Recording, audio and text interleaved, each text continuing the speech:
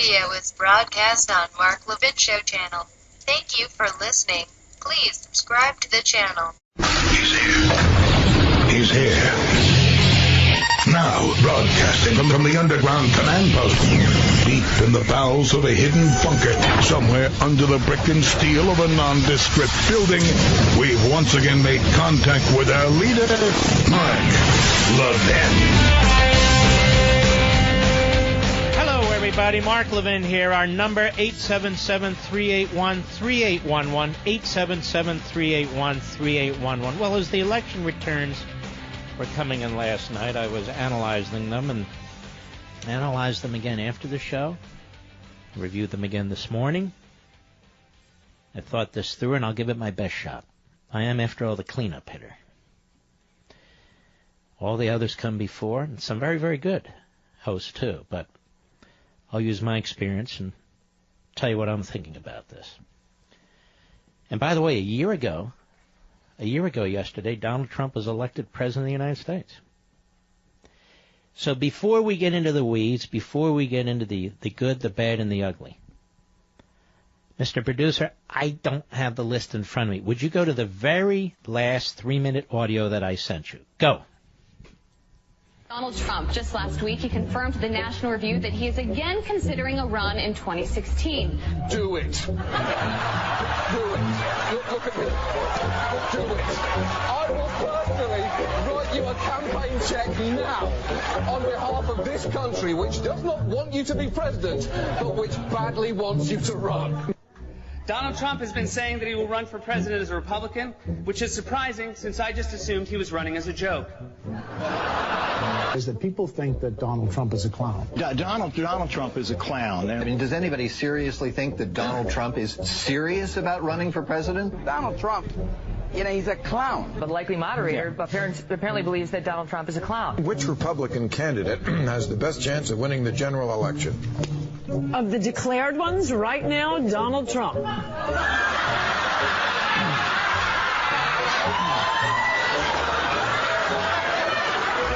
President Obama will go down as perhaps the worst president in the history of the United States! Exclamation point at real Donald Trump. Well, at real Donald Trump, at least I will go down as a president.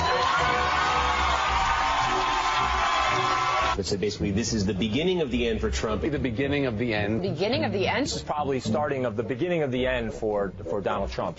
Donald, you're not going to be able to insult your way to the presidency. The strongest person usually isn't the loudest one in the room.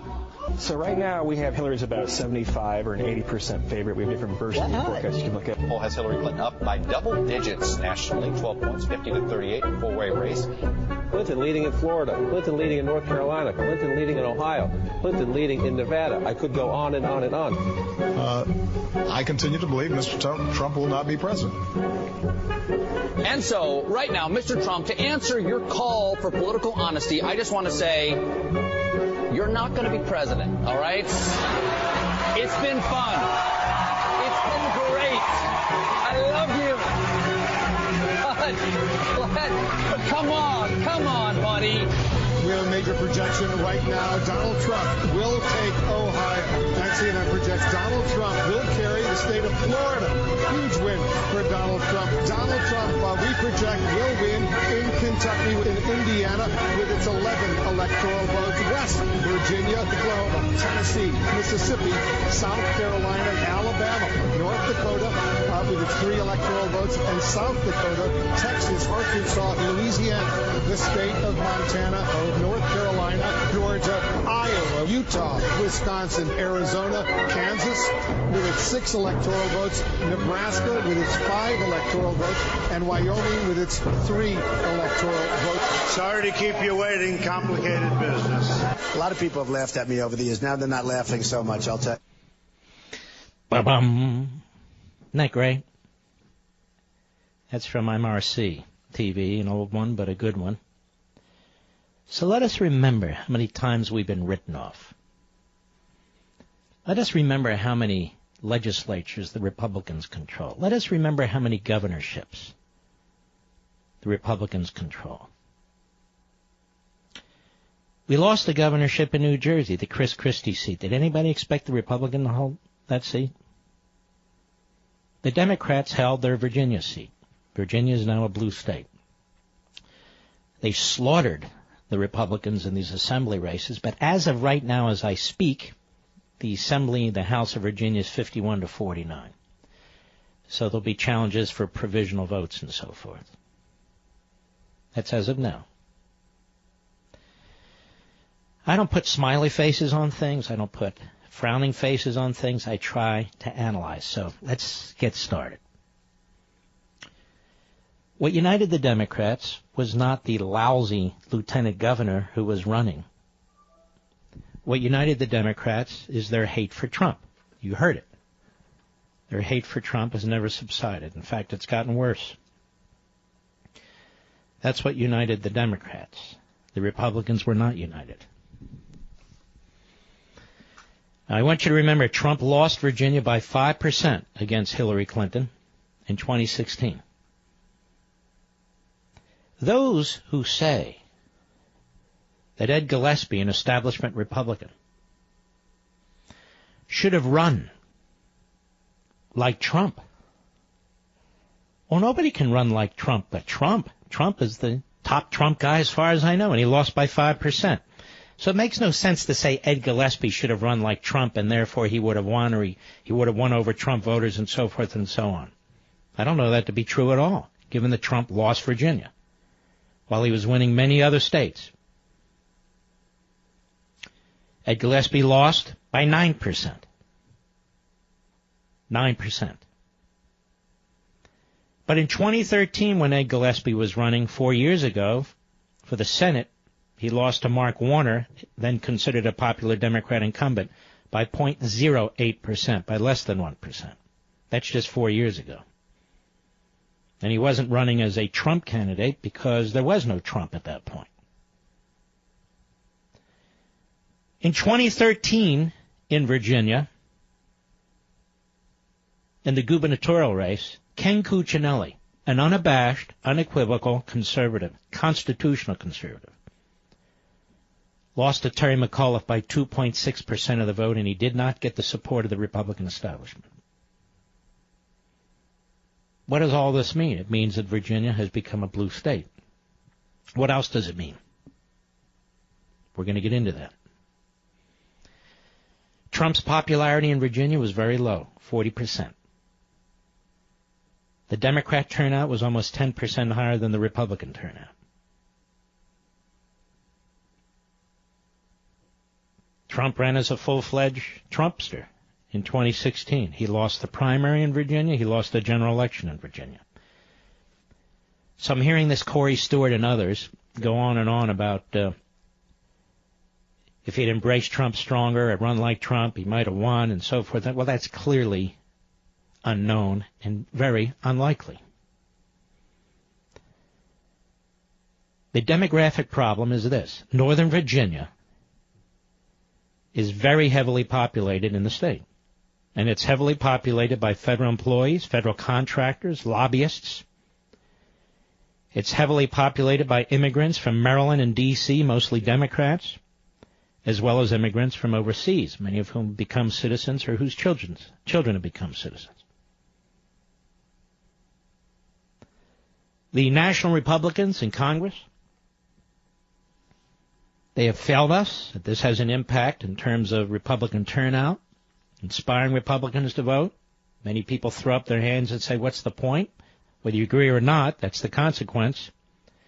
They said they would repeal Obamacare. They did not repeal Obamacare. They said they would truly slash taxes. Their plan now does not truly slash taxes unless you're a corporation. This is a disgraceful tax plan that creates an upper bracket, among other things. Threatens people, your average person's property tax deductions and so forth. They said they would seal the border. They've not sealed the border. So the failure of the national Republicans to actually, do what they said they would do, to support the president in these areas where conservatives and the president agree, has hurt the Republican Party and has had consequences, I believe, in the states as it did in this last election. I don't know what's going to happen in 2018. I can tell you this, if the Republican Party doesn't get their act together and start advancing a conservative agenda. I don't mean the president on his own. I mean the Republican Congress. They could well lose the House, and I fear they might. Because they have nothing to run on. The same promises they ran on last election cycle. I hear Newt Gingrich saying if they don't pass this tax bill, they're doomed. Ladies and gentlemen, if they do pass this tax bill, they're doomed. It is a tax bill that hurts people. It is not a conservative, pro-growth, across-the-board tax cut. It's not tax reform. I don't care how they dress it up. And if the Republicans lose the House, the president will be impeached. Absolute disaster. The Republicans could lose the Senate or have only modest gains, despite the fact there's a huge number of Democrats and Democrat seats that are up for election and re-election. But they haven't fired up the base because they haven't done butkus. There's the problem of an extremely hostile media.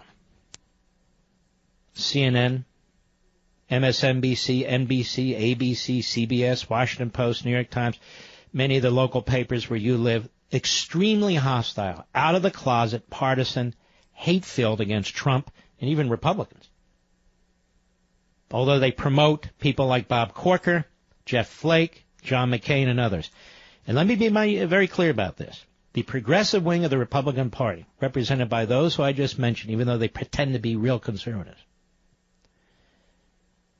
is undermining the president and undermining conservatism. And I might go further. They actually are undermining the country. The never-Trumpers, many of whom are former Bush staffers, and the Bushes themselves, they are delighted by last night's results in Virginia. Don't pretend otherwise.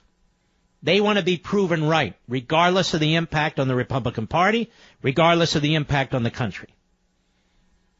They want to be able to say, I told you so. Because their egos are out of control. They don't put America first, they put themselves first. You know, Ben Shapiro wrote something, and it caught my attention, and he articulated what I've been thinking for a long time now as well, which is Donald Trump is not about a political movement. He's not about a political philosophy.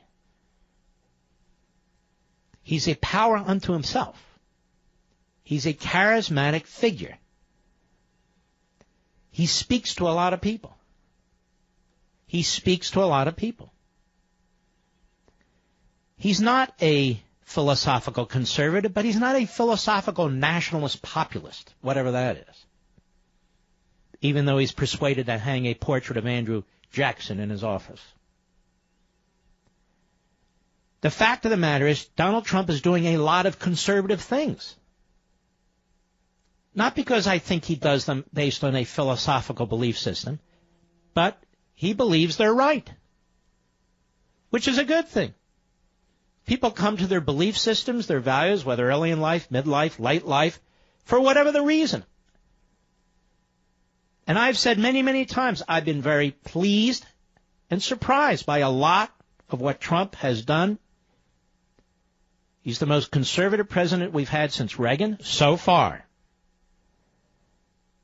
More so than the Bushes, no question in my view. But he's not about a movement. There are people trying to project their own belief systems on him, their own ideologies on him, trying to create a political force on top of him. In the end, it won't work. In the end, it won't work. The people who elected Donald Trump are conservatives. I grew up with these people. Some of them are Reagan conservatives. Some of them are just old-time Democrats. People who are religious, they believe in the Second Amendment, they want immigration put under control, they believe in a strong military, they love their fire departments, they love their police departments, they have conservative values. They work hard every day, whether they're union or non-union, whether they're white-collar or blue-collar, and many of them are attracted to Donald Trump. as they were attracted to Ronald Reagan. And that's a good thing. But that's not a nationalist populist movement. It's part of the conservative family of ideas and beliefs on which this nation was founded. And why am I bringing this up? Because there's way too many self-appointed individuals, whether they're on TV, radio, on websites, who seem to think this is all about them,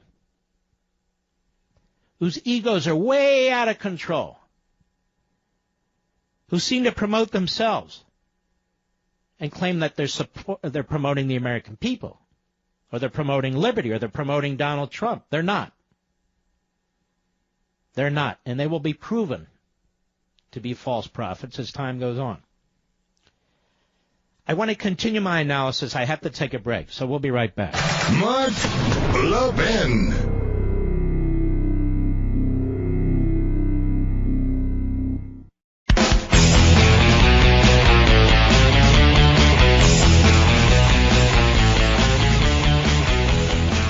Now, ladies and gentlemen, is the Republican Party will get exactly the wrong message from this, and it will start to move left. It will start to move left. Did John McCain win the presidency? Did Mitt Romney win the presidency? When have we ever won major elections by moving left? I'm quite serious about this. Virginia's not Michigan. It's not Wisconsin. It's not Pennsylvania. It's not Ohio. It's Virginia. The makeup of the population in terms of the source of income is different. But here's the problem. The Republicans got blown out in the suburbs. The Republicans can't win if they keep getting blown out in the suburbs, even the exurbs. You can't trade the suburbs for blue-collar neighborhoods. You need them both. And that's the genius of the conservative philosophy. It's with conservative principles and values and beliefs properly articulated, linking them to everyday lives, that wins you presidential elections, governorships, state houses. It's not ideological balkanization. It's not a war between populations. The way you appeal to the suburbs, the way you appeal to blue-collar America, is the way you appeal to all of America. More on this when I return.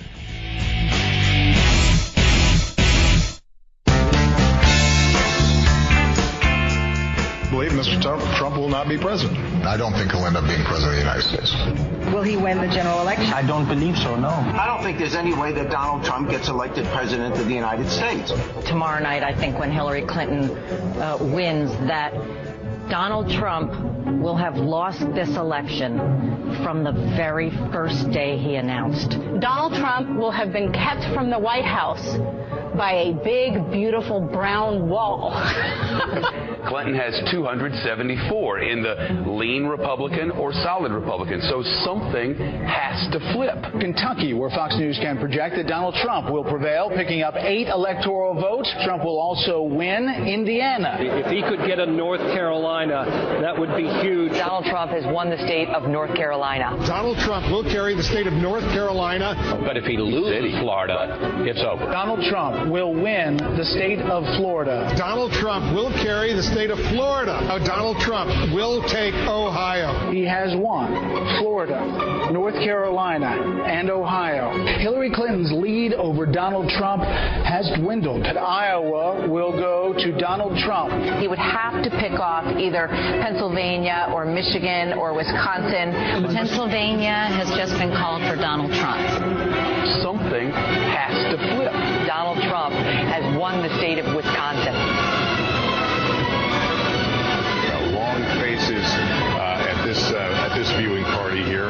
Pennsylvania, this really just wiped away Clinton's chances of reaching the White House. The crowd has been waiting for the last 45 minutes for that call. Wolf, the scene here is so different than it was a few hours ago. Hillary Clinton conceded on the phone. Donald Trump, elected president of the United States. Why aren't I 50 points ahead? Well, there you go. A year ago yesterday, Trump was elected president of the United States. A year ago today, and the left is still going nuts. They look like fools. And their base turned out big time in Virginia, which is a blue state now. Blue governor replaced with a blue governor. 2 blue senators. And they're all lightweights, by the way. They're all truly lightweights. Almost took the state house. This is a big problem for those of us who live here because they will ramp up our taxes. They will attack the Second Amendment. They will expand Medicaid. They will do all the things that have destroyed so many states on the far west, the Northeast, New England, and all the rest. They're like locusts, these leftists. As I've said many times, they move into these red states and they eat them up and poop them out. They turn them into little blue states. And Donald Trump lost Virginia last time he ran. And he didn't need Virginia. But there are a lot of warning signs out there. There's a lot of warning signs out there. And I want you to take a look at the two ends of the media spectrum. We had the Praetorian Guard media, the Democrat Party left-wing media. They are on constant attack. Every day, all the time. They make up stories. They give voice to leaks from Democrat members of Congress, leaks from the FBI, leaks from the NSA, leaks from Russia. And they want Trump destroyed. Issues aside, they don't like the guy. They wanted 4 more years of Barack Obama to seal once and for all their massive progressive agenda. That's what they wanted. Donald Trump's elected president. Donald Trump is not a nationalist populist. Donald Trump was always a trade protectionist, even when he was a Democrat, even when he was a Reform Party member, and now is a Republican. It's not ideological with him. To him, it's common sense. Now, to me, it's not common sense, but that's not my point. I'm not analyzing me. I'm analyzing him. To him, it's common sense. He's not sitting there saying, I'm a nationalist populist. When is the first time he's ever said, I'm a nationalist populist?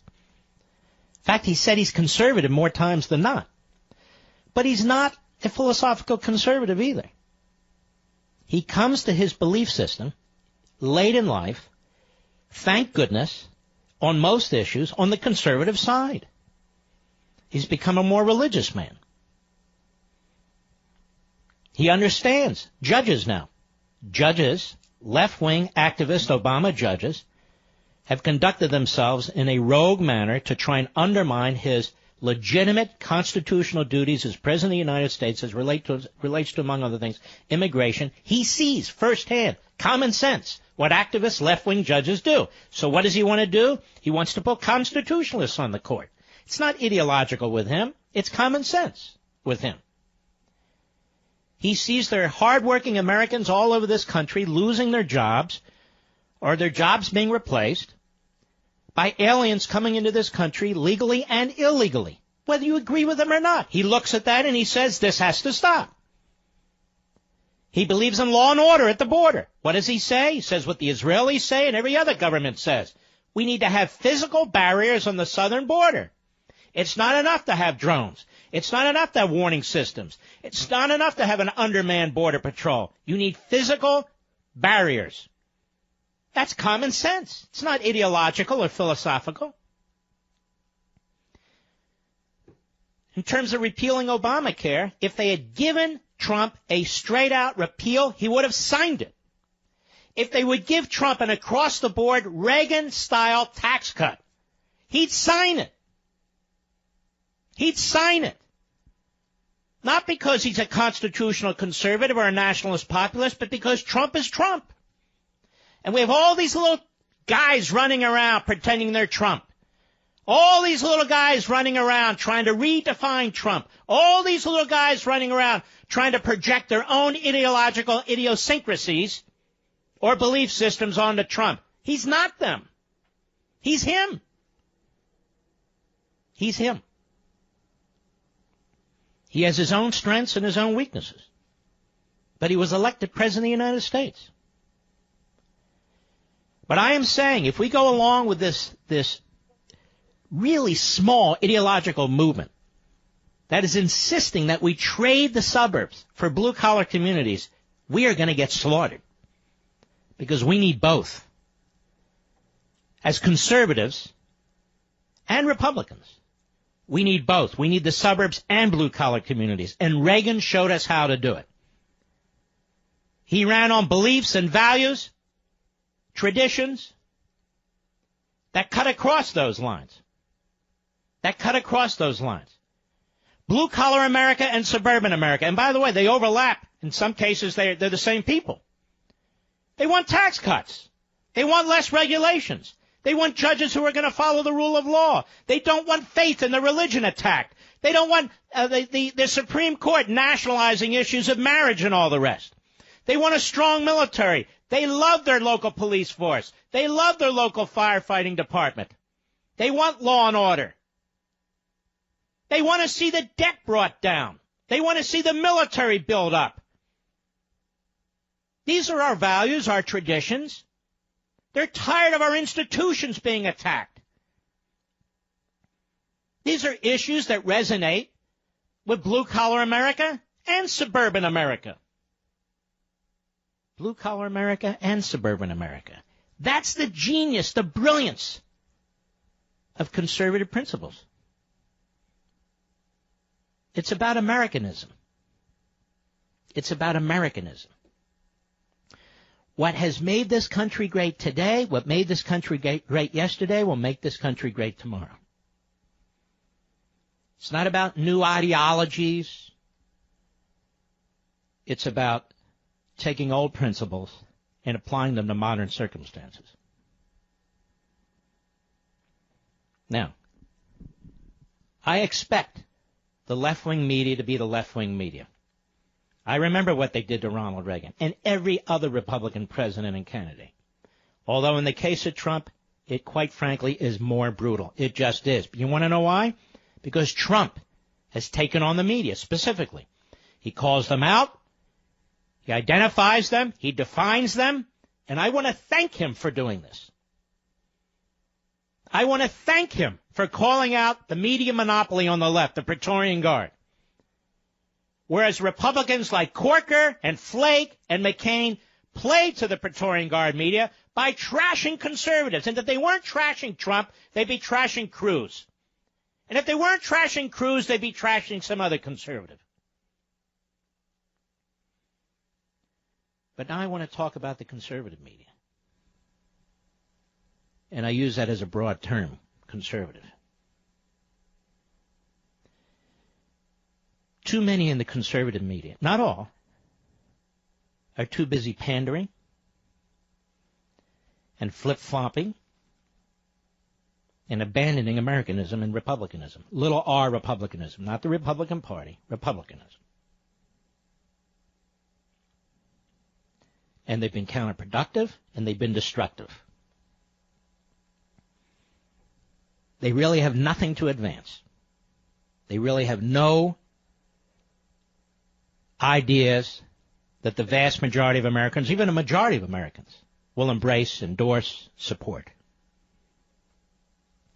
They just like throwing turds in the swimming pool. That can be fun. It'll get people's attention. And I find the left media promotes this kind of pseudo-conservative media because they know it's destructive. They know it's a distraction. Ronald Reagan won 2 massive landslides, popular vote, electoral college vote, without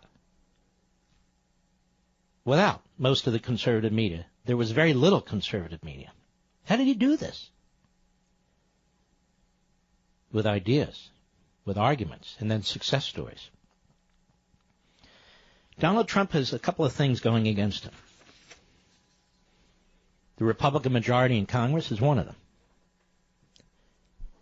They are really appalling. Absolutely appalling. The leadership in the Republican Party in Congress, I thought when we got rid of Boehner it would improve. It has not improved. I've been on this mission to remove McConnell. The Johnny-come-latelys and the backbenchers are now finally joined me. The guy is dug in through the arcane system that they have in leadership in Congress He's dug in. And the Roman Senate is backing him. Regardless of what the American people want. Regardless of the fact that he's despised within his own party. Doesn't seem to matter. Doesn't seem to matter.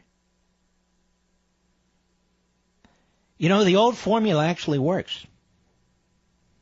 The old formula about the different legs of the Republican Party, conservatism as well, fiscal, social, and national security. Now, you can break them into other pieces, don't get me wrong, and I have in my books, and I've discussed them as well. But essentially, the old formula works. Fiscal conservatism, social conservatism, traditional national security conservatism. That's how you tap into blue-collar America. That's how you tap into the suburbs. But when you're a party that is confused about your own identity, a transgendering party, if you will, it doesn't know what's between its legs. It focuses on what it wants to be between its legs, if you will. It's in chaos. The fact of the matter is, the Tea Party showed the Republican Party the way.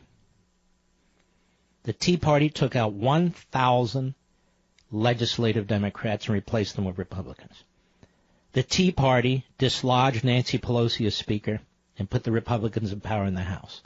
The Tea Party dislodged Harry Reid as the Senate Majority Leader in 2014 and put the Republicans in power. The remnants of the Tea Party elected Donald Trump president as well as the Senate and House majorities and maintained the huge legislative and gubernatorial Republican majorities throughout the states. Not a new movement, not a new ideology. Men and women all across this country, whether they lived in the suburbs or blue-collar America, whether they were lawyers or doctors or plumbers or electricians or steel workers or coal workers, coal miners, the Tea Party. A spontaneous movement which people are trying to take credit for. People are trying to jump in front of the movement and redefine it. That's not how movements work. Movements either are or are not. Forces either are or are not. Claiming them, projecting them, is a fool's errand. I got to take a break. I'll be right back. Mark Levin.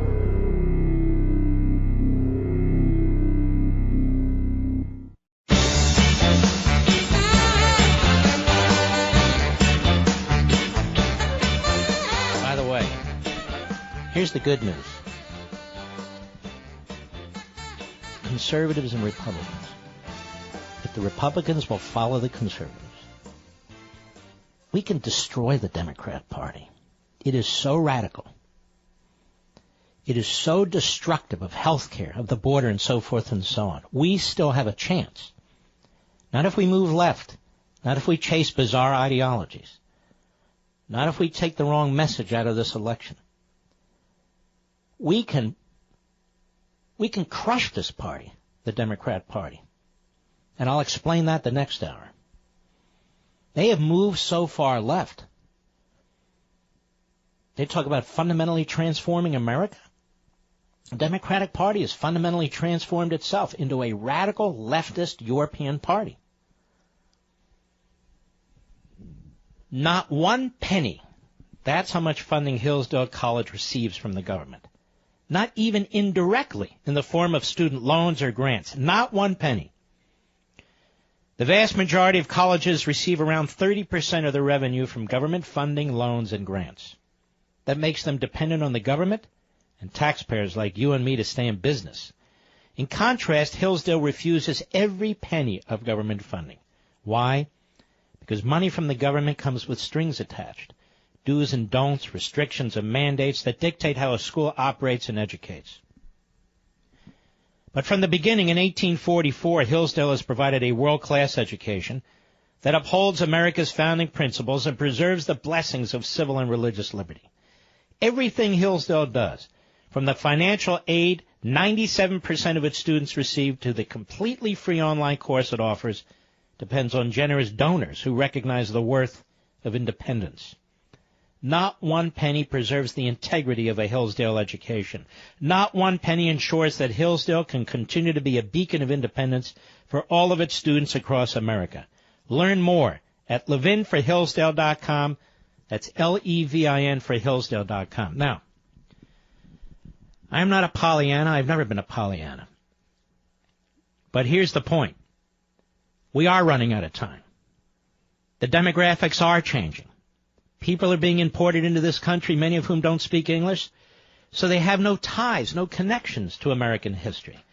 And those who want to learn about American history, where do they go? To our public schools, to our colleges and universities, to our media. What do they teach them about American history? To hate America. To hate what makes America great. To hate Americanism. To reject religion. To embrace progressivism. To embrace big government. To expect, as a matter of right, free health care, free education, free this and free that. Time is of the essence. Time is short. But we have a great opportunity. We have a great opportunity to strike a blow against the left in the coming elections if we do what we need to do. And I will explain that next hour. I'll be right back.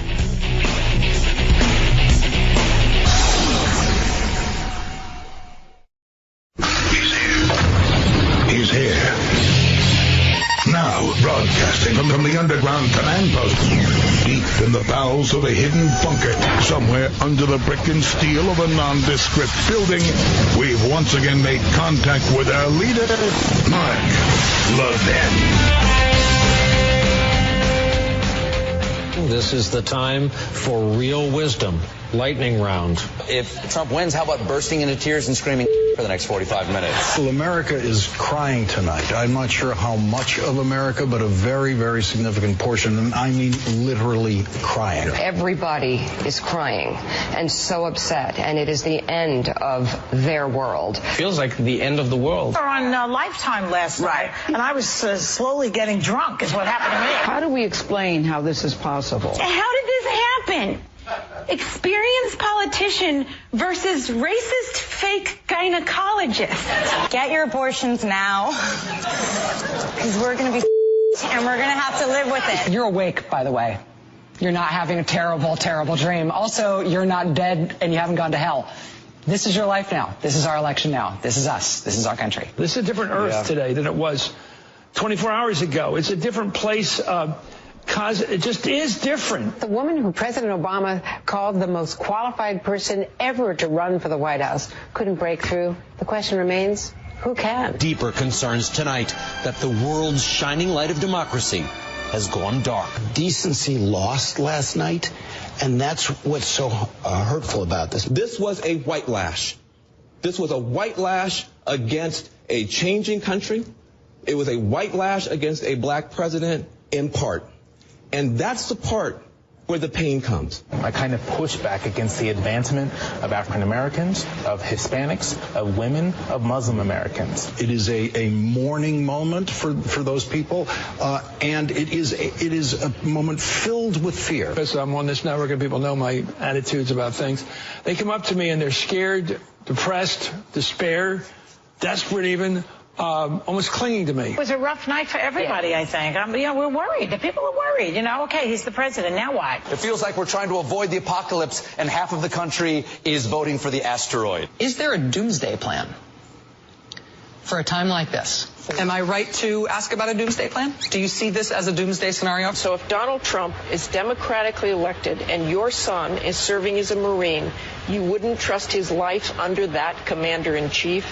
And Kane said, I wouldn't. That's a pretty extraordinary thing to say. If you have a son in the Marine Corps and that you don't trust the commander-in-chief. The people in the military defend the Constitution. I can't put a happy face on that. And that's my job. This is the first time throughout this entire race where I'm officially in my pants. I genuinely do not understand how America can be this disorganized or this hateful. How do you govern when your whole campaign was built on the hatred of somebody else? From slavery to, Nazism, we have faced challenges before to who we are as a people. Plus the Supreme Court, who knows where that's going to go. So the only checks and balances we have are us, the View. How are you supposed to be able to handle the country if you can't handle a It's not hard. You learn it in like middle school. She had the best ad campaign, the best ground game. This is a shot against meritocracy, I think, because she merited everything. And the normal way you standardize these things, she did what she's supposed to do to win. She was Hillary Clinton, the most qualified candidate, the best suited for the job, the best temperament. Now we're hearing not a good candidate. History is put on hold yet again. We have no idea who won. And to cover our bases, we taped 2 different show opens. First up, here's the outcome I'm hoping for. Hillary Clinton is the next president of the United States.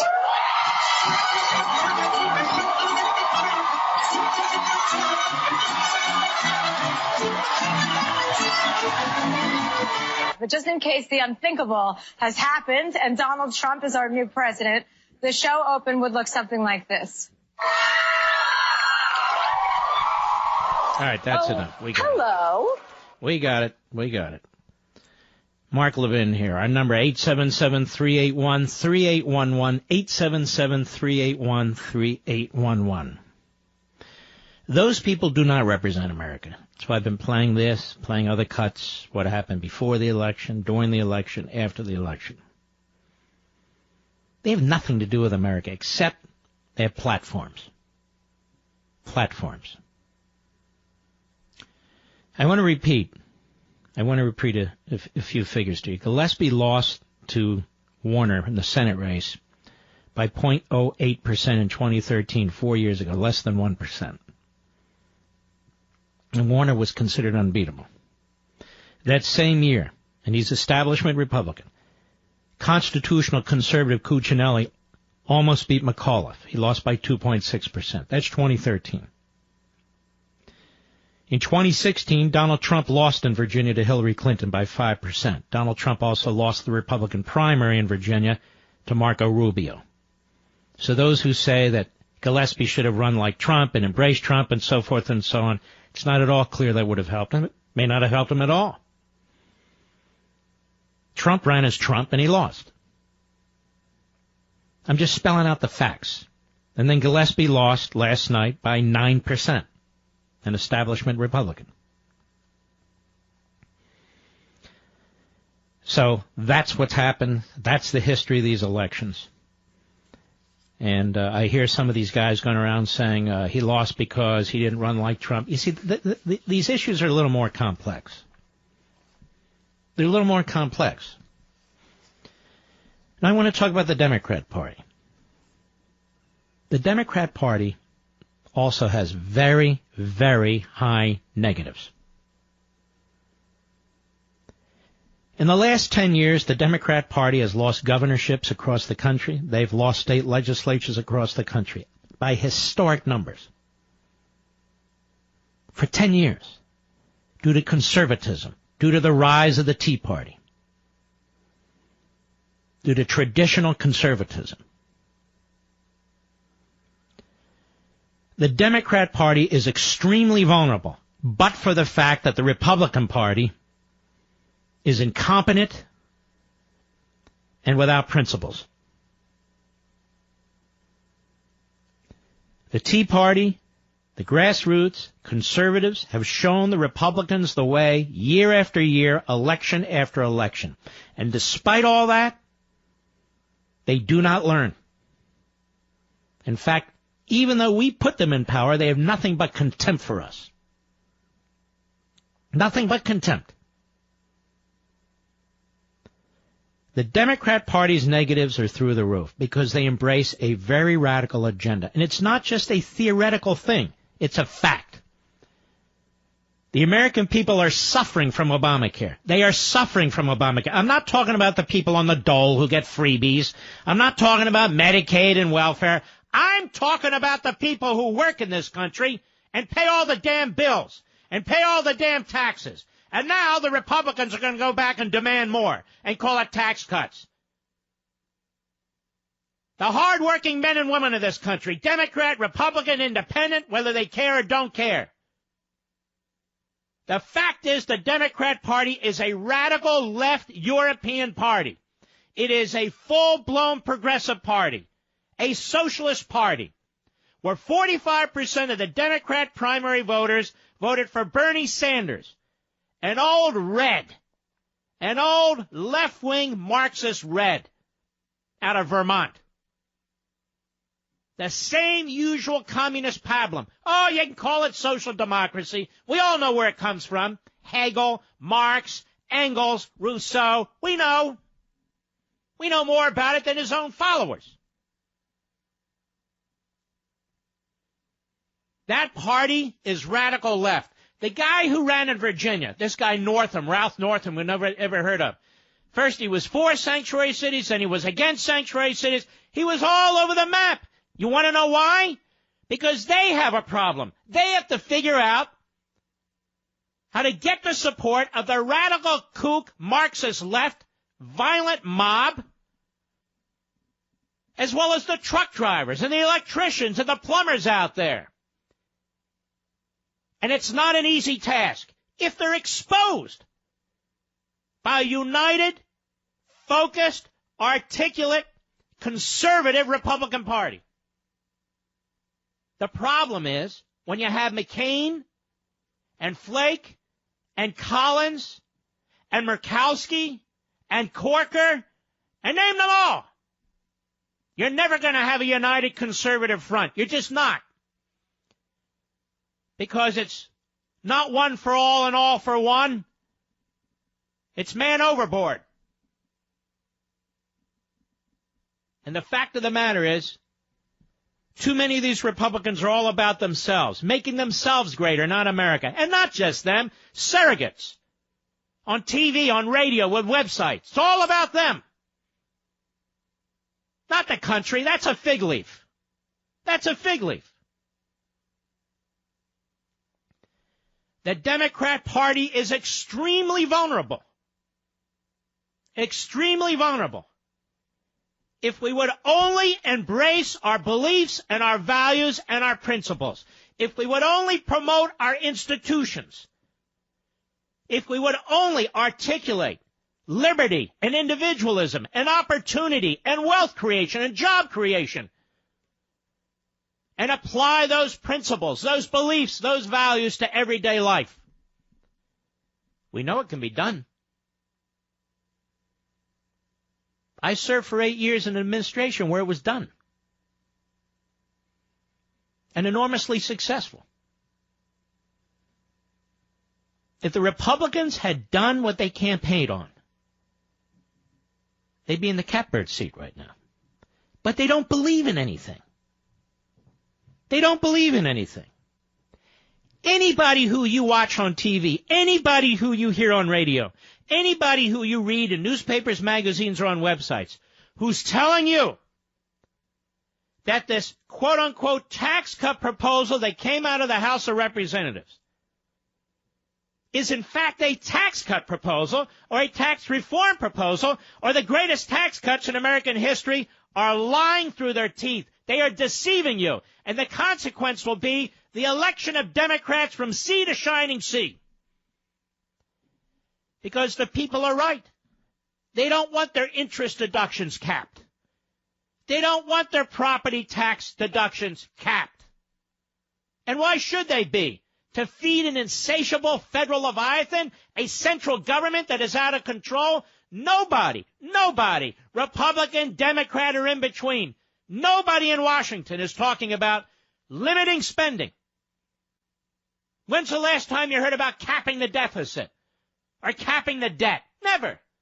Nobody wants to reform Social Security, which goes broke in less than 15 years. Nobody wants to reform Medicare, which goes broke in 15 years. Can't touch the third rail. Well, the third rail's going to touch us. There are ways to discuss these things. There are ways to present these things. And it's been done before. It's been done before. And it needs to be done again before it's too late. And what do I mean before it's too late? Before we turn into a fully completed, comprehensive socialist state. And we are close. Where fewer and fewer people are paying the bigger and bigger bills.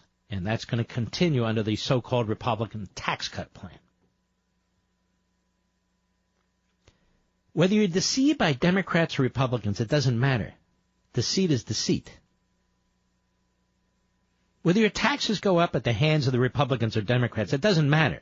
Your taxes are going up. Whether the border remains open under Democrats or Republicans, it doesn't matter. The border remains open. If the military is underfunded under Republicans or Democrats, it doesn't matter. The military is not properly funded. The opportunities that exist would be a classic battle of ideas. Not theories, not abstractions, but real ideas between the left and the right. The left is set up for that battle and is extremely vulnerable.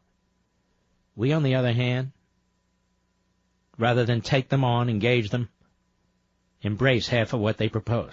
We defend it. We defend Obamacare. We defend the tax code. We defend DACA. We defend these things while we pretend we don't. Ideas are bigger than politicians. Believe it or not, they're bigger than Donald Trump.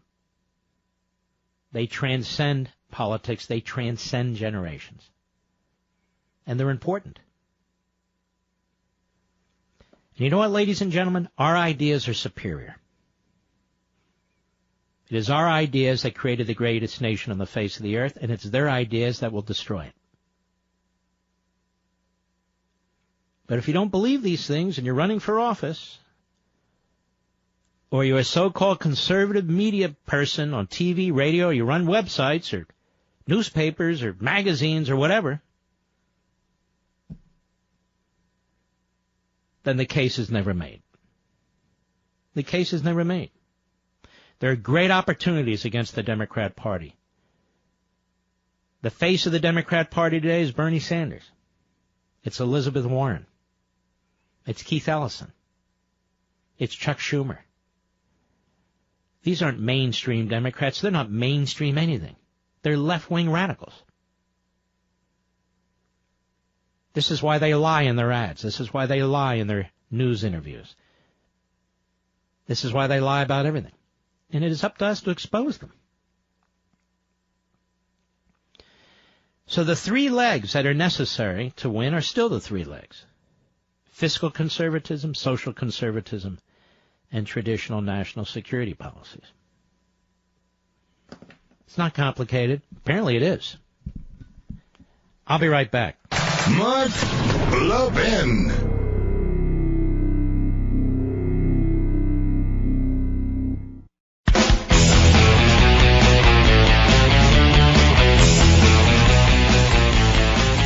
I haven't taken any calls, Mr. Producer. How much time do we have?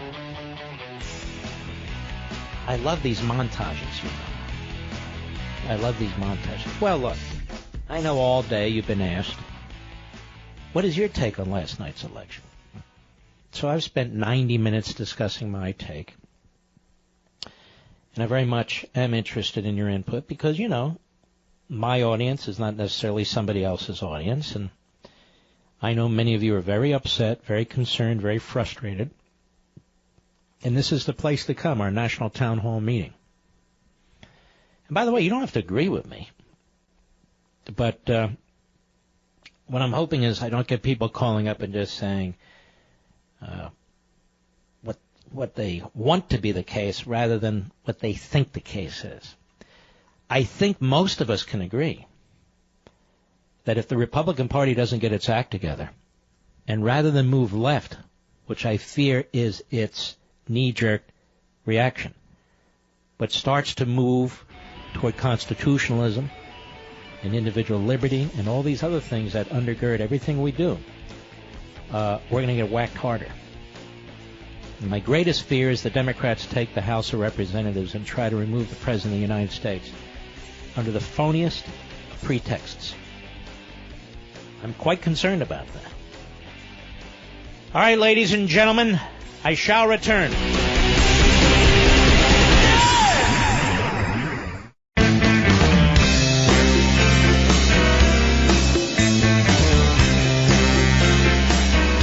The one-man antidote for liberal media bias. Mark Levin. Call him now at 877-381-3811. As we approach the one-year anniversary of the launch of CRTV, the nation's fastest-growing digital network, we're even more steadfast in our mission to provide you the most thought-provoking and patriotic TV platform available anywhere. This is why we work so hard to bring you almost 200 episodes of Levin TV each year. And you can watch them all, current and previous, with your incredibly affordable subscription to CRTV. You can also watch Phil Robertson's fantastic, completely unfiltered new show, In the Woods with Phil. If that's not enough, there's new features like the CRTV White House Brief, the Morning Grinders, the hilarious Get Off My Lawn. There's our buddy Steve Crowder, our dear friend Michelle Malkin, and more. Now, all these programs are in stunning high definition, 100% commercial-free, and all available to you anytime, 24/7. It's time to start binge-watching programs you can feel good about. And you can start doing that today by signing up at crtv.com. That's crtv.com. Or give us a call at 844-LEVIN-TV, 844-LEVIN-TV. Remember I told the country, Mr. Producer, I had something I wanted to inform them about, something big? We're not there yet. So, I'm not teasing. We're not there yet. Honest to goodness, we're not there yet. All right, I made the mistake of not pulling up my my phone screen here, Mr. Producer. What do we got? Who can I speak to? Yeah. Bloomsbury, New Jersey, the great WABC. Joseph, go. Yeah, hey, Mark. I am pretty bummed out about Virginia, and the fact of the matter is I do kind of have the ugly feeling that just because of its population geography and its demographic changes that you noted have been going on since even the late 1990s when Bill Clinton was president, really that's exactly what happened to New York and California in the 80s and 90s, and look what happened to them. And it's just and Colorado, which happened in the late 90s and early 2000s. Yeah, yeah, and even now Colorado and New Mexico, we saw it when they went for Obama in 2008, and Washington and Oregon, they've been completely blued up since the late 90s as well. Mm-hmm. All right, Joseph, I appreciate your call, sir. Juliana, Reston, Virginia, the great WMAL, how are you? Hi, sir. This is my first time calling you, so I'm a little nervous, but Don't be. Oh, thank you. I'm a new fan of yours and of WMAL, and I wanted to call to just voice my depression as a Northern Virginian, because up until last night I thought that, we were a purple state and that there was some hope for us, and then after last night it's just shattered, and then you've got Dr. Northam up there, touting that we're not going to be bigots and we're not going to be divisive after he ran such a divisive campaign. And you've got delegate. And a bigoted campaign. The first transgender candidate that won. Her people are just so mean to anybody that disagrees. It's like the intolerance is just really hypocritical, and those are my thoughts.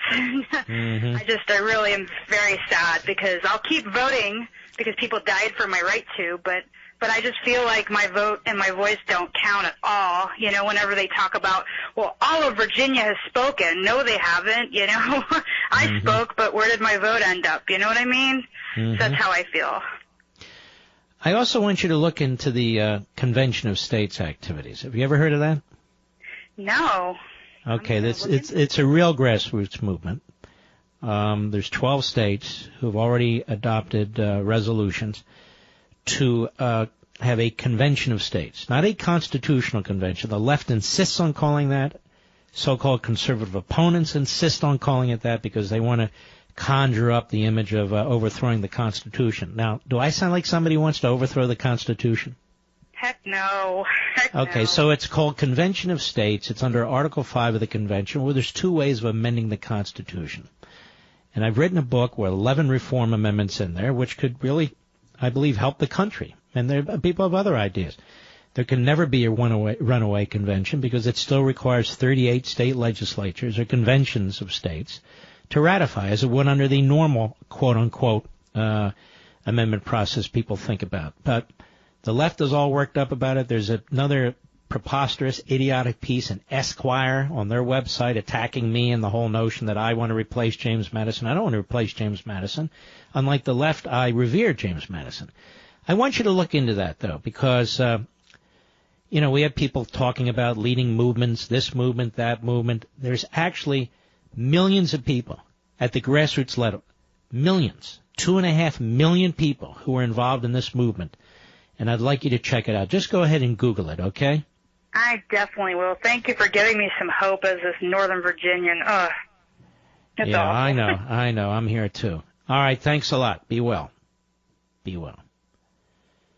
Jack Mustang, Oklahoma. Sirius Satellite, how are you, sir?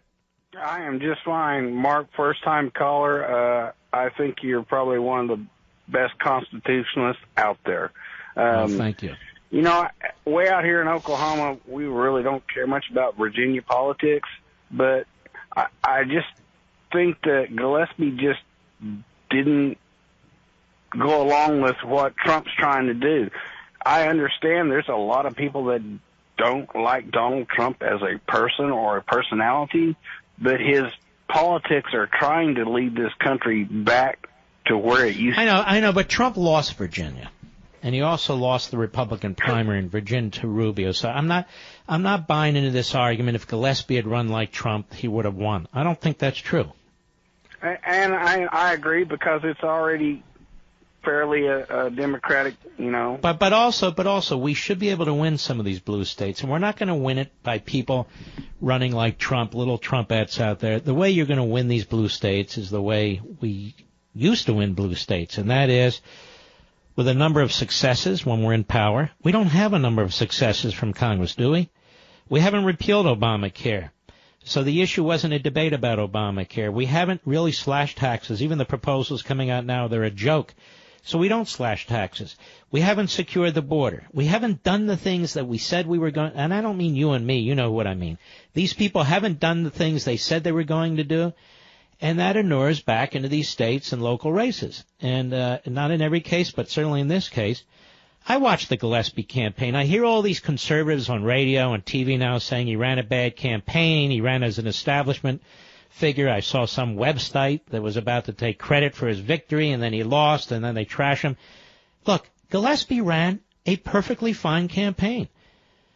This Democrat ran a horrible campaign. And we have to admit it. In order to know what to do about these things, in order to fix them, in order to overcome them and beat the left, we have to admit these things. Gillespie is an establishment Republican, slightly right of center, fairly moderate. He ran against sanctuary cities. He ran on tax cuts. He ran pro-cop. He ran against MS-13. These are Trump issues. But it wasn't enough, and there's a lot of reasons, as I explained earlier in the program, why it wasn't enough. The fact is the left turned out, the Democrats, in bigger numbers because they hate Trump. It's not because they liked this candidate for governor. Also, you have these ethnic front groups who scare the hell out of people with different backgrounds and colors and so forth. There's all kinds of things going on the radar and under the radar. And the best way to cut through all this stuff is stop lying to ourselves, stop pretending about things, and get back to basics. And the basics are you got to win the suburbs, you got to win the blue-collar communities, and the way you win the suburbs and the blue-collar communities is advancing our principles and our belief systems and applying them to everyday activities. That's my opinion. Honest, hard work, and get out there and be with the people that are for you. There's people that's out here that we can barely make it, I agree. The tax cut they got coming, there's no tax cut for me and my family. We're lower middle class, and we're not going to get any cut. If it is, it's going to be tiny, only because Oklahoma, we don't get that much to the president's successes, the president's successes, which you and I and we celebrate, are successes that are conservative. When he gets Gorsuch on the Supreme Court and gets other conservatives on the court, when he advances a conservative agenda, we can all agree that that's very, very successful. Congress is not advancing a conservative agenda. It simply is not. And as long as McConnell's there, and now I conclude as long as Paul Ryan's there, it's not going to happen. When I watch Paul Ryan on one of these Sunday shows, sound like a leftist, going on and on about class warfare, attacking, quote-unquote, the rich, I said, all right, he's done. That's it. That's it. The man's lost his way. He's been in Washington too long. All right, man, Jack, I appreciate your call, my friend. You be well. All right. The reason I'm talking and we're talking about this Virginia election so much is because of its potentially national ramifications. And I'm sure the wrong message the Republicans are going to take from it. Sean, Round Hill, Virginia, Sirius Satellite, go. Hey, sir, how are you? Okay, how are you? Not bad. I actually met you in Panera Bread last week. Met me in Panera Bread. Don't tell everybody where it is, though. I'm not. All right. I didn't say where for on purpose.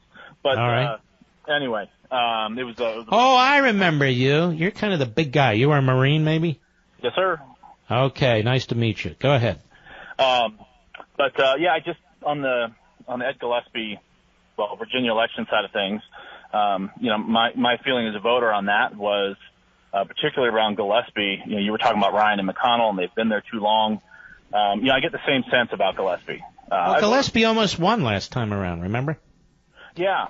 But 4 years ago, he almost had an upset victory. So what changed? Well, I think the voter base has changed, if I'm honest. Certainly a portion of it, no question. Absolutely. And, here in Virginia, I think there's a big undercurrent of, Trump supporters. And, I think what Gillespie failed to identify. But what I'm telling you, my brother, is Trump lost Virginia. And he lost the Republican primary in Virginia to Rubio. And I know Trump voters, of which I am one, I wasn't in the primary, I was in the general, seem to think they control the world. They don't control the world. And they don't control Virginia. And what I keep saying is, I don't talk about Trump voters, Cruz voters, these voters, that voters. What I keep talking about is we want to win and defeat the left, which we must do. And we're running out of time. We've got to appeal to people who are in the blue-collar areas as well as the suburbs, and the way you do it is with old-fashioned conservative principles applied to things that people are having to deal with, good, bad, and indifferent. The country, here's the thing. If you listen to people on the left and the so-called right, you would think we're in a state of depression as a country economically. You would think everybody's collecting food stamps. You would think there are soup lines all across the country. You would think every business is closing. You would think every country's cleaning our clock. That's not America. That's not what's going on. That's not what's going on. There are too many pockets in America which are depressed and so forth, and the way you deal with that is with a strong capitalist private sector agenda. But all of America is not a soup kitchen. Go ahead. No, I just don't think that Gillespie tapped into what today's issues are for conservatives. 4 years ago. I think that's true. I agree with that. So I'm not trying to tie him into or his failure. And the Democrats had a much bigger turnout, though. How do you explain that? Well, I think you explain that with any kind of liberal turnout. You play to enough emotion with them, they'll get mad, and that's when they'll start yelling, and they'll actually get to the ballot box. But, it was much bigger than 2013, 4 years ago. Much bigger. Yeah, well, I think you can tie that to Trump. But I think you can also tie Gillespie's failure to turn out the voter count to he just seems like he seems like a repeat of 4 years ago, 8 years ago. But, Sean, you have to admit, right before the election, everybody thought, or a lot of people thought, particularly on radio, that Gillespie would pull it off, right? Remember? Yeah, I think it was always going to be close, but I think when it came down... Okay, close. He lost by 9 points. So what I'm saying is if he ran such a lousy campaign, why weren't people saying that the day before the election? I don't know. Maybe the same... Because they didn't think so. All right, man, don't get mad at me. I hope to see you again. I got a hard break. Take care. Sean's a good guy. We'll be right back. Mark Levin.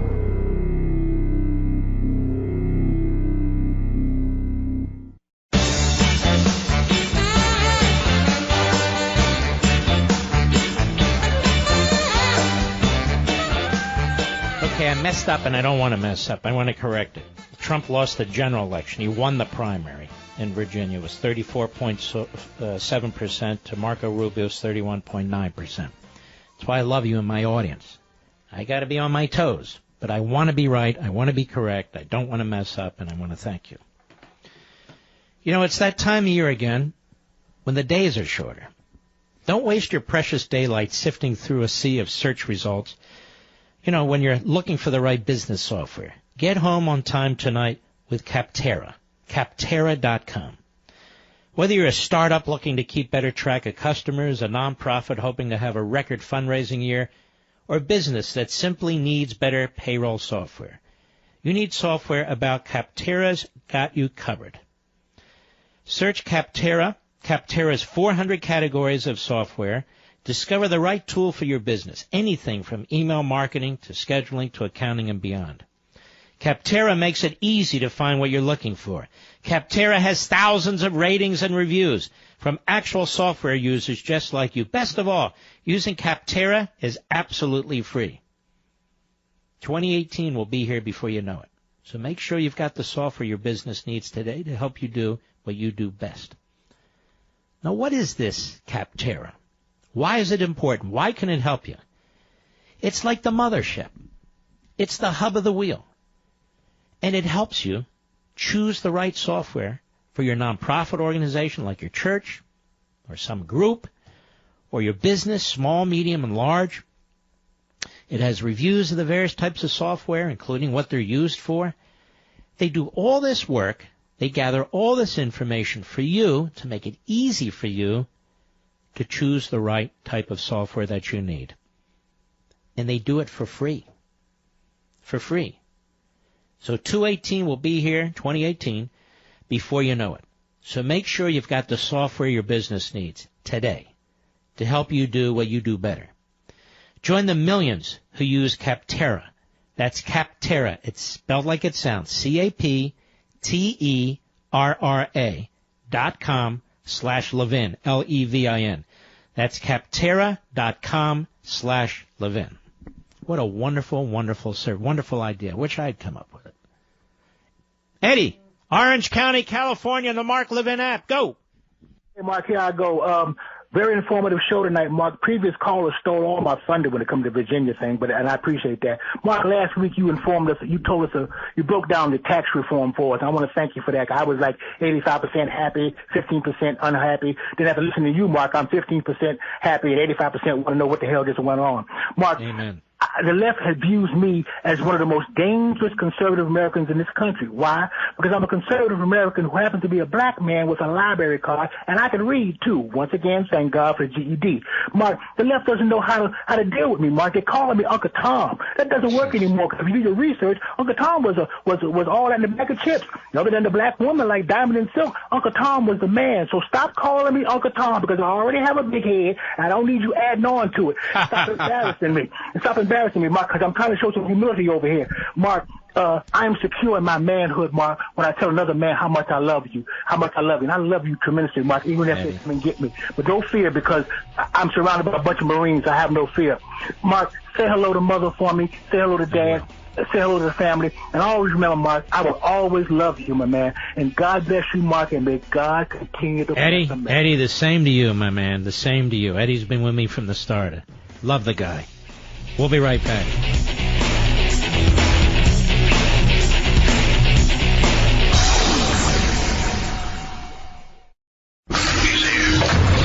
He's here. Now, broadcast. Broadcasting from the underground command post, deep in the bowels of a hidden bunker, somewhere under the brick and steel of a nondescript building, we've once again made contact with our leader, Mark Levin. He confirmed to the National Review that he is again considering a run in 2016. Do it. Do it. Look at me. Do it.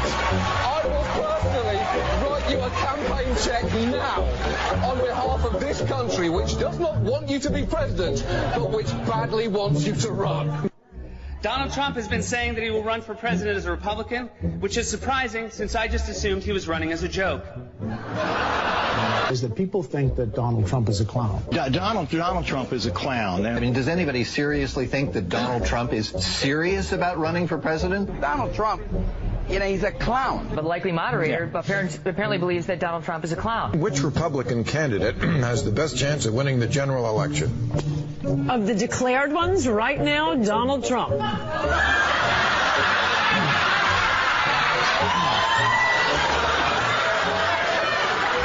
President Obama will go down as perhaps the worst president in the history of the United States! Exclamation point. At real Donald Trump. Well, at real Donald Trump, at least I will go down as a president. So basically, this is the beginning of the end for Trump. The beginning of the end. Beginning of the end? This is probably starting of the beginning of the end for Donald Trump. Donald, you're not going to be able to insult your way to the presidency. The strongest person usually isn't the loudest one in the room. So right now we have Hillary's about a 75 or an 80% favorite. We have different versions of the forecast you can look at. The poll has Hillary Clinton up by double digits nationally, 12 points, 50 to 38, four-way race. Clinton leading in Florida, Clinton leading in North Carolina, Clinton leading in Ohio, Clinton leading in Nevada. I could go on and on and on. I continue to believe Mr. Trump will not be president. And so, right now, Mr. Trump, to answer your call for political honesty, I just want to say, you're not going to be president, all right? It's been fun. It's been great. I love you. But come on, buddy. We have a major projection right now. Donald Trump will take Ohio. That CNN projects Donald Trump will carry the state of Florida. Huge win for Donald Trump. Donald Trump, we project, will win in Kentucky, in Indiana, with its 11 electoral votes. West Virginia, Oklahoma, Tennessee, Mississippi, South Carolina, Alabama, North Dakota, with its 3 electoral votes, and South Dakota, Texas, Arkansas, Louisiana, the state of Montana, North Carolina, Georgia, Iowa, Utah, Wisconsin, Arizona, Kansas with its 6 electoral votes, Nebraska with its 5 electoral votes, and Wyoming with its 3 electoral votes. Sorry to keep you waiting. Complicated business. A lot of people have laughed at me over the years. Now they're not laughing so much, I'll tell you.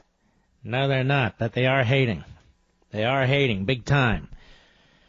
Hi, I'm Mark Levin. Our number, 877-381-3811. I can't play these enough. 877-381-3811. A year ago today, Donald Trump was elected president of the United States.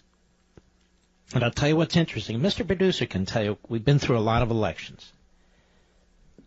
And I watched these incoming votes. And Mr. Producer, when you could see some of these states were close, what was I telling you? I said, this son of a gun's going to pull this thing off. Now, this is hours before everybody else, because Hillary Clinton wasn't building up the numbers she needed to build up. Then who did we contact to come on the program so we could try and lock in the panhandle of Florida?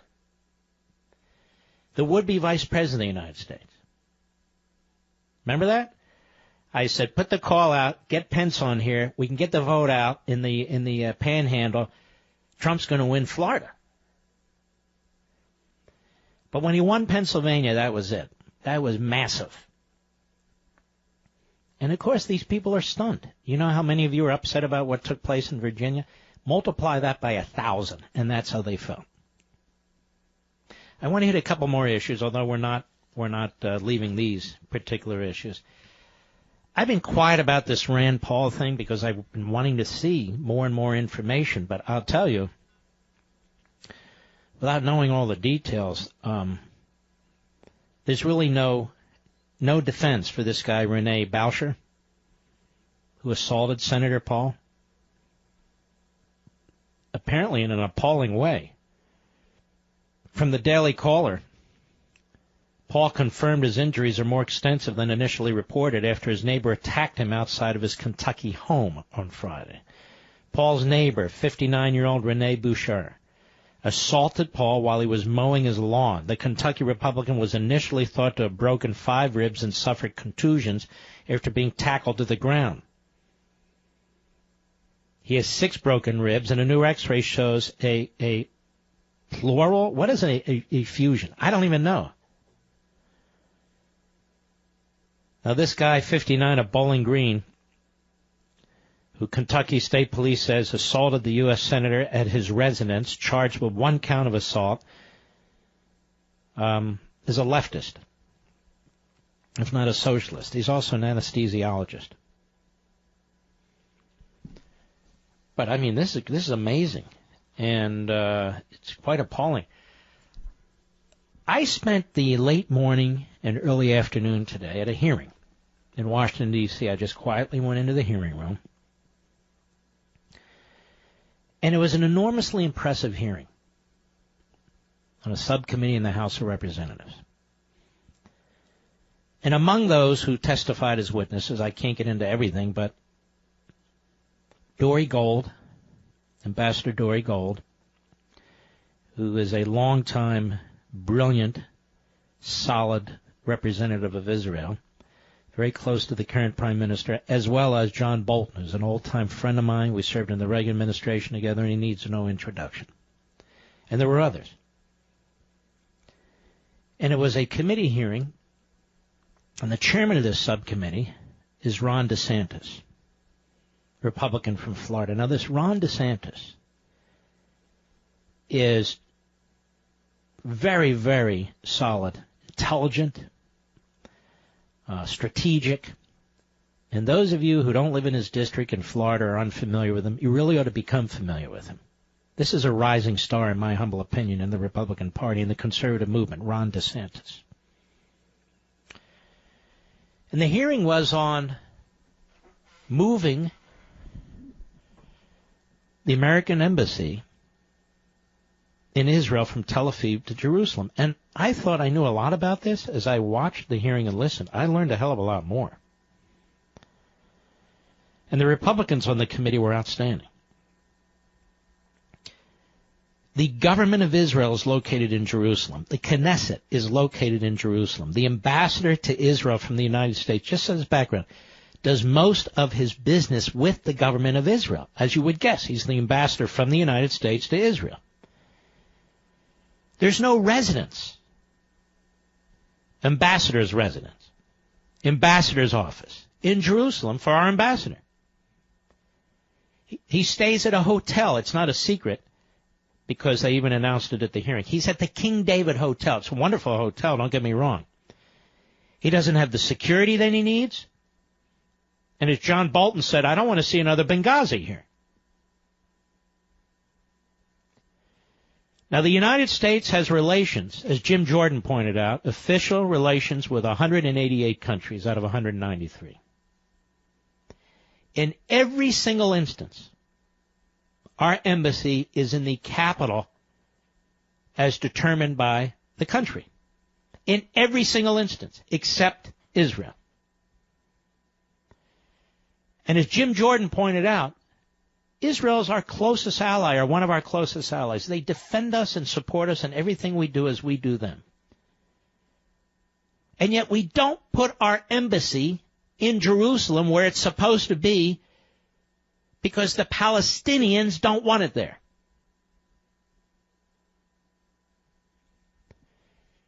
The embassy should be in East Jerusalem.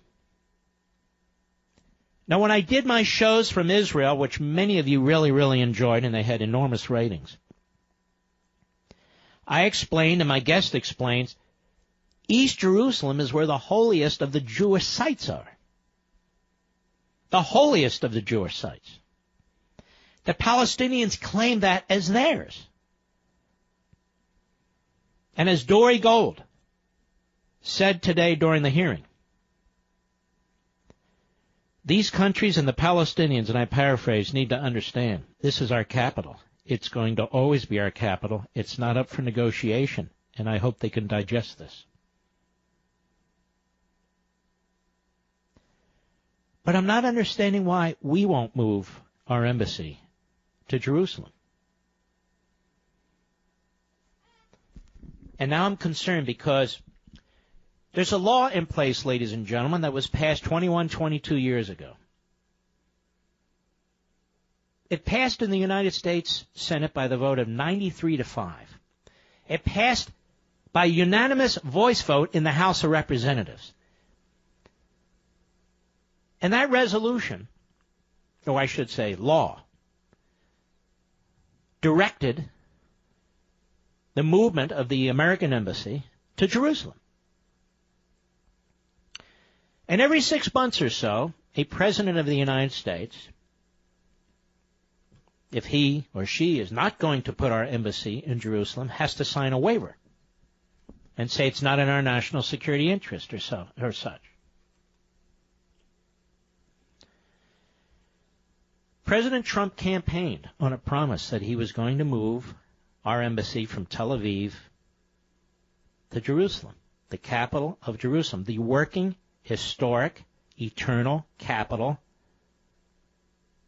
of the Jewish people. And yet he already signed a waiver once, and it's coming up on December 1. And I want to read you this piece from the Washington Free Beacon, Adam Credo. The Trump administration is remaining quiet on when it will relocate the U.S. Embassy in Israel to Jerusalem among growing calls from Congress for the administration to enact the policy President Trump repeatedly promised during the 2016 campaign, according to multiple U.S. officials familiar with the matter. Now, this is part of the problem. You look at these elections. These Republicans and the president, they have to do what they said they would do. Officials from the White House National Security Council and State Department provided identical statements to the Free Beacon on Wednesday, saying there's no news to share on when the administration will relocate the U.S. Embassy in Tel Aviv to Jerusalem, Israel's capital city. The standstill comes despite renewed congressional interest in the issue ahead of the December 1 deadline for Trump to either begin the process of moving the embassy or delay any action for another 6 months. While Trump vowed multiple times on the campaign trail to move the U.S. Embassy to Jerusalem, as one of his first acts in office, the president decided to formally delay the process as his administration pursues efforts to restart the Israel-Palestinian peace process. Let me help the administration out. There will be no Israel-Palestinian peace because the Palestinians don't want peace. The Palestinians want a claim, a claim, a claim, a claim. Abbas is a terrorist. And he runs the so-called moderate wing, Fatah. There is no moderate wing. Of course, there's Hamas, which is now working with Iran and Hezbollah. Busy building tunnels. Oh, they're very, very busy with their little tunnels. Come on, let's build our tunnels so we can kill people. I should also point out in East Jerusalem, enormously holy sites for Christians. For Christians, too. Now, when the Jordanians controlled Jerusalem, and of course, Judea and Samaria, but I'm focused on Jerusalem, what did they do? When they controlled Jerusalem for 19 years, what did they do? They destroyed Jewish synagogues in Jerusalem. That's what they did, among other places. In Jerusalem today, I saw this with my two eyes, my own eyes. Muslims go to East Jerusalem. Christians go to East Jerusalem. Jews go to East Jerusalem. Everybody can go to East Jerusalem. Tell me, can Jews go to the Temple Mount and actually do more than sightsee? Can they pray there? No, they can't. Well, why is that?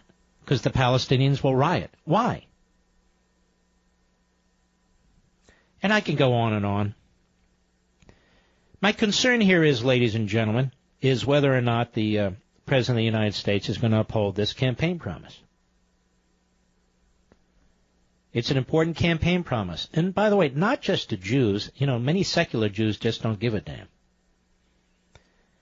But many Jews do. But it's also for Christians. And also people of goodwill. People of goodwill, including people who voted for the president. I have no idea why he won't pull the trigger and move the embassy. He said he would. He said he would. Do any of you think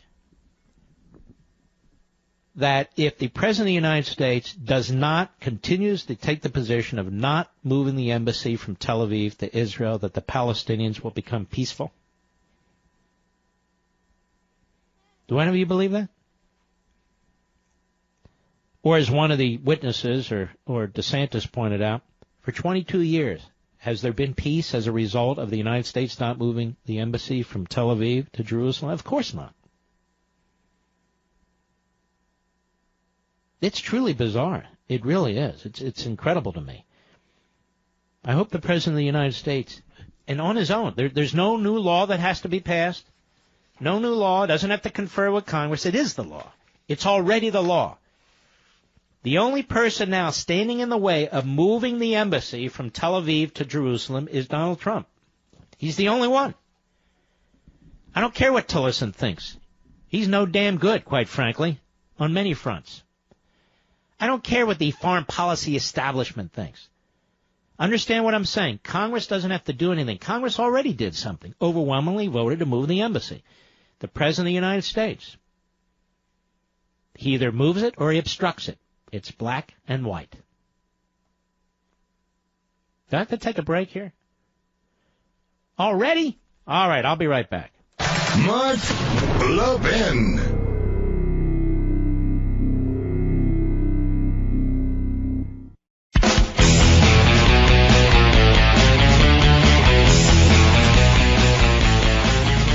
All right, trying to do this during the break. Not successful. All right, let's take a call here.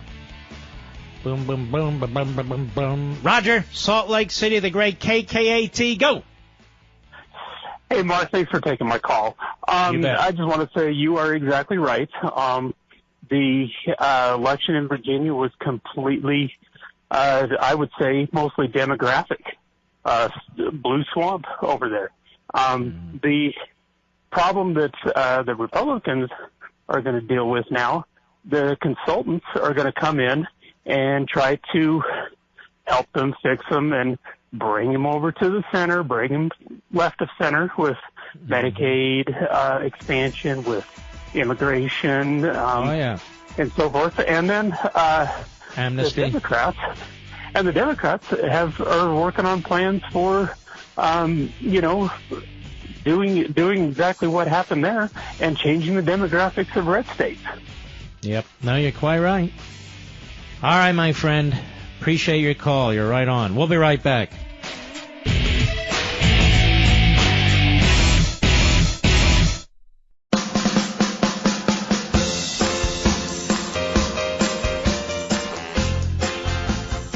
Levin, a champion of freedom. You know, you're one of the greatest champions of freedom in this country, if not in the English-speaking world, Mark. Call Mark at 877-381-3811. Well, thank you, Mr. Vice President. Much appreciated. You know, friends, it's hard to believe that 2017 is almost over. Time doesn't stand still, so don't waste another minute. Join AMAC right now. AMAC, the Association of Mature American Citizens. Well, it's the leading conservative voice for Americans age 50 and up, and they are resolved to continue their mission to restore America's moral compass, to make America a better place for our children, and to save America from the left. As an AMAC member, you'll also gain access to a variety of exclusive benefits and discounts that will help you save a lot of money, from car insurance and Medicare plans to discounts on hotels and car rentals and more. AMAC is the organization to join. The voice for conservatives in Washington, exceptional benefits. I'm going to tell you, this is an organization you can really love. Join AMAC now at www.amac.us. That's www.amac.us. Or you can call their toll-free line, 888-262-2222. 888-2006. That's pretty simple. That's 888-262-2006. Really check them out. They have great discounts, great benefits. If you're a member of the AARP and you're one of us, you really need to ditch them and join AMAC. If you're a member of no such organization, please consider AMAC. In addition to the great benefits and discounts, they represent our conservative principles in Washington on behalf of people over 50 and older. The Association of Mature American Citizens, the benefits are great. The cause is even greater. So join AMAC today. I think you should. Donald Trump was in South Korea. Now he's in China. And he is making excellent speeches, which is why you're only seeing a little bit of it on TV, even though these news outlets spend a fortune to send their overweight, overpriced pretend journalists over there. Yes. So here's Trump in Seoul, South Korea, overnight. Cut 11. Go. The world cannot tolerate the menace of a rogue regime that threatens with nuclear devastation. All responsible nations must join forces to isolate the brutal regime of North Korea, to deny it, and any form of it, you cannot support, you cannot supply, you cannot accept. We call on every nation, including China and Russia, to fully implement UN Security Council resolutions, downgrade diplomatic relations with the regime, and sever all ties of trade and technology. It is our responsibility and our duty to confront this danger together, because the longer we wait, the greater the danger grows, and the fewer the options become. You know, the man speaks the truth about these matters. And he's not one of these code pink Republicans. I know he has said things that would suggest that he is, but he's not. He's not hiding from what's taking place in North Korea, as so many past administrations have. He's not hiding from what's taken place in Iran and so forth. He's not an isolationist. Just because he's not a rabid interventionist, which has never been a traditional conservative view of prudence when applying our principles to national security and international affairs. I mean, he's doing things that have not been done and should be done. Cut 12, go. I also have come here to this peninsula to deliver a message directly to the leader of the North Korean dictatorship. The weapons you are acquiring are not making you safer. They are putting your regime in grave danger. Every step you take down this dark path increases the peril you face. North Korea is not the paradise your grandfather envisioned. It is a hell that no person deserves. Yet despite every crime you have committed against God and man, you are ready to offer, and we will do that. We will offer a path to a much better future. It begins with an end to the aggression of your regime, a stop to your development of ballistic missiles, and complete, verifiable, and total denuclearization. Now, this shouldn't be a pipe dream, after all. This shouldn't be a pipe dream. That was a long-held position by our government, by the Chinese government, and the Korean government, which is exactly why South Korea surrendered 100 nuclear warheads that it had, ours, and we removed them. At the time, we removed them. Really, I mean, the president has been outstanding on this trip, which is something the media will not acknowledge. I mean, the morning schmo, Mrs. Schmo, and all the freaks that sit around that. Where's Mark Halperin? Oops, am I not allowed to mention that? By the way, if you notice there's no sexual harassment of any kind over at CNN, is that possible? Is that possible? I noticed that CNN is kind of obsessed with what goes on with Fox. Jake Tapper can't stop tweeting about Bill O'Reilly. What's that? Is that a bromance one way? I don't know what that is. Or this little fat doughboy Brian Stetzler can't stop talking about Fox. It's weird. Very, very weird, in my opinion. All right, let us continue. Andy, Post Falls, Idaho, on the Mark Levin app. Go. Yeah, how you doing, Mark? Thank you for having me on. Okay, thank you. So about last night, I wasn't surprised personally. Just the culmination of the last year, watching the Republicans not get behind Trump and in a lot of instances offer more resistance to him than the Democrats have. I just think that the conservative voter is tired of this, voting essentially the same faces back in, to repeat the same play we've been watching for the last 8-9 years. And, you've asked what was different from a couple of years ago. You had Barack Obama to hide behind. And it's easy to come out and say, you fought for this and you stood up for that. Well, Barack's not in the way anymore, and now it's time to show some results.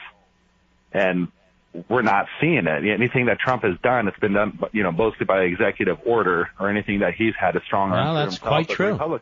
It's quite true. The Republicans haven't done anything to help offer anything up to him. So instead of going and voting for a Republican candidate that we know is lying to us, at least what you're getting on the other side of the Democrats, because they're straight up and they're honest about what they want. And at this point, I'm not sure how much of the difference there is between a congressional Republican and a congressional Democrat anymore. Well, there are differences. You even pointed one of them out. But the problem is, even though there are differences mostly in technique, mostly in rashness, if you will. And what I'm trying to say is the Republicans have become progressives. They have abandoned so much that is in the Constitution and limited government, these things. They don't even talk about it, or if they do, they're throwaway lines. But the Democrats are aggressively, transforming America, whereas the Republicans go along. When they're in power, they enshrine what the Democrats do. So the problem isn't that they're the same. The problem is nobody represents us. Right. Yeah, the congressional Republican or quote-unquote conservative in government is not the same as your Republican conservative voter. They're miles apart at this point. And a lot of them don't even claim to be conservatives anymore, do they? No, it's a dirty word now. They're embarrassed to say it. They're going to get ridiculed, and you rarely ever hear it. So, all right, my friend. Treated. Good call. I appreciate it. Let's continue. Nick, Walla Walla Walla Walla Walla Walla, Washington, on the Mark Levin app. Go. Mark, how are you doing tonight? Very well, thank you. I think your last caller kind of nailed it on the head. I think the problem is that we conservatives are seen to be ignored, really, when it comes into our local or state apparatus, like Virginia. I'm sure that the party heads are probably mostly, elite establishment types, and I think the same could be said for well, maybe not so much here in Washington, but it's getting that way. I think we get too much obsessed about trying to find the right candidate to placate to the, to the suburbans, or we're ignoring the conservative rural base, and I think it's turning off a lot of people, and that's why the votes are not as not what they should be, as far as voting participation. Well, look, I agree with you and the prior gentleman. We're abandoning these principles. We're abandoning the application of these principles to everyday life, and these principles cut across professions. As I say, whether you're an electrician or a lawyer, they cut across geographical lines, suburbs versus blue-collar neighborhoods, and really that's the problem. Conservatism, its principles, well-articulated and applied to modern events. This is the bridge between people, the bridge between geographic areas. It is the glue that will hold society together. We've known how to do this in the past, but, when you have Republicans who abandon it, it becomes an impossibility. I think the people, just the common people like me, I think we need to continue to fight and take our power back, because, I think when's enough going to be enough? I mean, Washington never used to be this leftist before. Look. You have to understand something when you look at history. The left has a very, very high tolerance for your pain. Do you understand what I'm saying? Right. You have a very high tolerance for your pain, my pain, and the pain of the people in this audience. Yep, I agree. Look at Obamacare. Look at it. They don't have a second thought about this monstrosity that they created under cover of darkness. They don't have a second thought about it. There are people in this country, there are people in my family and friends, but people in my family who cannot get insurance and refuse to go on Medicaid because there's no program being offered where they live. That is an outrage in America. It is. It's not the America I grew up in. No. All right, my brother. Good call. I appreciate it. We'll be right back. Mark Levin.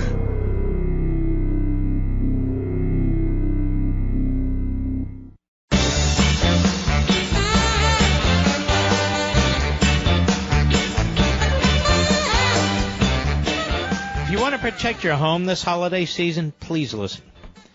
You know, my listeners now have early access to Simply Safe's biggest Black Friday sale ever. $200 off their holiday security system. This is a true bestseller. A 13-piece arsenal. Covers your whole home. If you want to protect your family, this should be how you do it. Simply Safe has made everything about security effortless. You barely lift a finger. You just order it online. It's delivered right to your door with free shipping. Takes less than an hour to set up. A 10-year-old can do this. Simply Safe has no long-term contract. There are no pushy sales guys. No hidden fees. You're protecting your whole house. Plus, Simply Safe's prices are honest and fair. Honest and fair. $15 a month for best in industry 24/7 alarm monitoring. With Simply Safe, you're never locked in. Visit simplysafemark.com right now to check out Simply Safe's special pre-holiday sale before it disappears on November 13th. That's simplysafemark.com for $200 off your system. Simplysafemark.com. Now, since this is the last moments of the one-year anniversary of the Trump victory that so offended the left and the media, I'm going to do this one more time, Mr. Producer. The 3-minute montage. You know which one I'm talking about? One more time, ladies and gentlemen, just to cheer you up. 1 year ago tonight. Go. Donald Trump, just last week, he confirmed to the National Review that he is again considering a run in 2016. Do it. Do it. Look at me. Do it. I will personally write you a campaign check now on behalf of this country, which does not want you to be president, but which badly wants you to run. Donald Trump has been saying that he will run for president as a Republican, which is surprising since I just assumed he was running as a joke.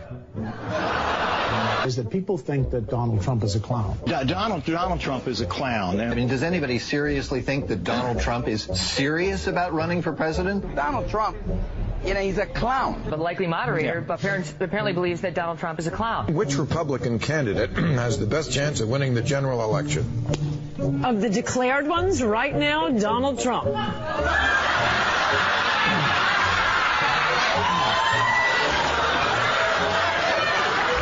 President Obama will go down as perhaps the worst president in the history of the United States! Exclamation point at real Donald Trump. Well, at real Donald Trump, at least I will go down as a president. So basically, this is the beginning of the end for Trump. The beginning of the end. Beginning of the end? This is probably starting of the beginning of the end for Donald Trump. Donald, you're not going to be able to insult your way to the presidency. The strongest person usually isn't the loudest one in the room.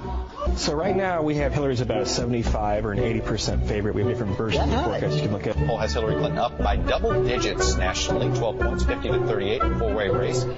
Clinton leading in Florida, Clinton leading in North Carolina, Clinton leading in Ohio, Clinton leading in Nevada. I could go on and on and on. I continue to believe Mr. Trump will not be president. And so, right now, Mr. Trump, to answer your call for political honesty, I just want to say, you're not going to be president, all right? It's been fun. It's been great. I love you. But come on, buddy. We have a major projection right now. Donald Trump will take Ohio.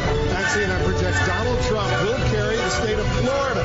Huge win for Donald Trump. Donald Trump, we project, will win in Kentucky, in Indiana, with its 11 electoral votes. West Virginia, Oklahoma, Tennessee, Mississippi, South Carolina, Alabama, North Dakota, with its 3 electoral votes, and South Dakota, Texas, Arkansas, Louisiana, the state of Montana, North Carolina, Georgia, Iowa, Utah, Wisconsin, Arizona, Kansas with its 6 electoral votes, Nebraska with its 5 electoral votes, and Wyoming with its 3 electoral votes. Sorry to keep you waiting. Complicated business.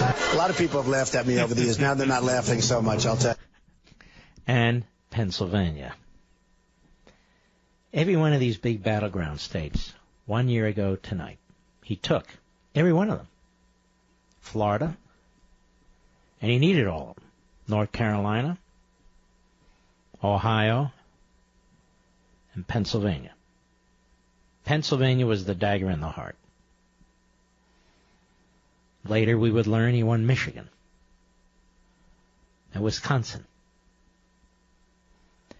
It's a big deal. His victory it's a remarkable victory when you consider everything, isn't it? An enormously historic victory. Whether you agree with him all the time or not isn't even my point. I'm talking about the election itself. Virtually every single poll and pollster got it wrong. Virtually every single so-called media expert got it wrong. Got it wrong. The Democrats were ready to party. They figured they had a third term of Obama where they would finish fundamentally transforming America. Well, not finish. They're never finished, but you know what I mean. And they lost. Then they went after the Electoral College. Now they're going after gerrymandering. Now they want to use Amendment 25. Now they want to impeach him. A coup. Ladies and gentlemen, we salute our armed forces, police officers, firefighters, and emergency personnel. I want to thank you for joining me tonight. I know you wanted to hear, and I wanted to talk with you, and I much appreciate it. God bless you.